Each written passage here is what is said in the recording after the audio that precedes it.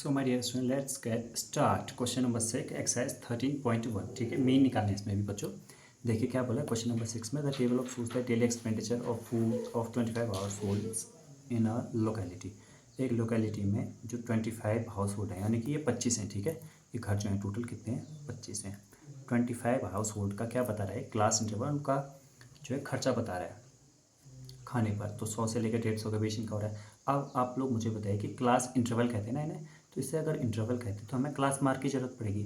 और class mark क्या होता है बच्चों, क्लास मार्क होता है lower limit plus upper limit upon 2।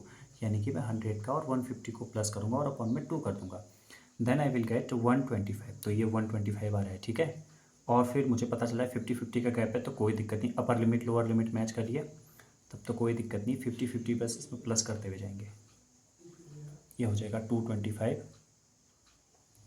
इसी तरह से ये हो जाएगा 275, और इसमें अगर 50 ऐड करेंगे दैट इज़ 325, ये आ गया। ठीक है, अब यहाँ पर डी आई पता करना है। डी आई यहाँ ये है d i deviation, x i minus A होता है। अब ए किससे चूज़ करें, ए हमेशा यहाँ से चूज़ करते हैं, यहाँ से चूज़ करते हैं, या एक्स आई में से चूज़ करते हैं। तो ये बात आप लोग याद रखेंगे, ए यानी कि एज्यूम्ड मीन, एज्यूम्ड मीन को हमेशा हम एक्स आई में से क्लास मार्क में से चूज़ करते हैं। तो ये वाला हो गया बच्चों मेरा ए।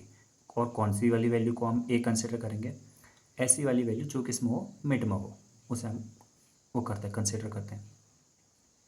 अब एक्स आई माइनस ए हुई, यानी कि 125 में से 225 अगर माइनस करेंगे तो कितना आएगा हमारा, हमारा आएगा यहाँ पे 100। ठीक है, बट लेकिन वो आएगा हमारा माइनस का। फिर हम अगर देंगे तो 50-50 का गैप है, तो कोई दिक्कत ही नहीं, 50 प्लस का आएगा और यहाँ पे 100 वो भी प्लस का आएगा। ठीक है, अब निकालते हैं हम यू आई। यू आई होता है डी अपॉन एच, और डी हमारा ये है, और एच, एच मतलब इसकी हाइट, हाइट का मतलब ये क्लास का साइज़। क्लास साइज 50 का है, तो 50 का डिवाइड करना है, किस में डिवाइड करना है, इसमें डिवाइड करना है।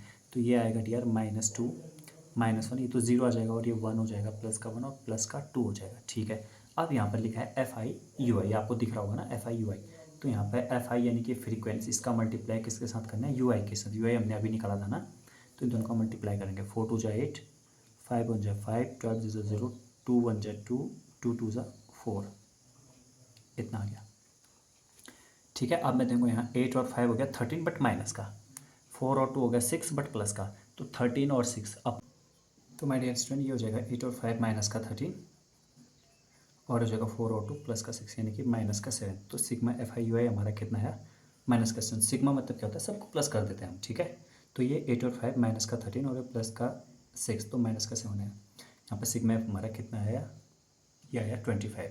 अब मीन निकालना है ना हमने, तो मीन के लिए फॉर्मूला होता है स्टेप डेविएशन मेथड। कौन सा वाला स्टेप डेविएशन, वो कौन सा होता है, A plus sigma f i u i upon sigma f i into h. और ए हमारे पास कितना है 225 प्लस -7 अपॉन 25 इंटू एच, और एच कितना है 50 है। ठीक है, अब मुझे इतना पता है भाई, मैं जो है इस वाले को अलग दूंगा। ठीक है, और इसको अलग दूंगा, तो 25 से कैंसिल आउट हो गया 2 टाइम्स। तो यहाँ पर कितना हो गया 225 माइनस 7 2 जा 14, तो 25 में से 14 माइनस करेंगे तो ये बच जाएगा 211, यानी कि लास्ट में यहाँ पर नहीं 225 माइनस 14 211, हैंस लिख देंगे, लास्ट में लिख देंगे hence the mean daily expenditure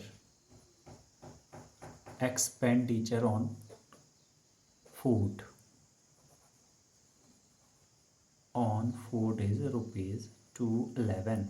ठीक है, तो ये था फिर हमारा क्वेश्चन नंबर 6। आई होप कि क्वेश्चन आपको समझ में आया होगा अच्छे से। ये पूरे का पूरा क्वेश्चन किया था हमने, यहाँ पर नेक एक्सपेंडिचर दिया था, या हाउस होल्ड हुआ फ्रीक्वेंसी, फिर हमने यहाँ से क्लास मार्क निकाला, उसके बाद हमने यहाँ से डी निकाला जो कि इसी में से काउंट करते हैं, फिर यू आई निकाला, D I upon H I, D I upon H, फिर एफ आई यू आई निकाला, लास्ट में इसका समेशन कर दिया, मतलब प्लस कर दिया।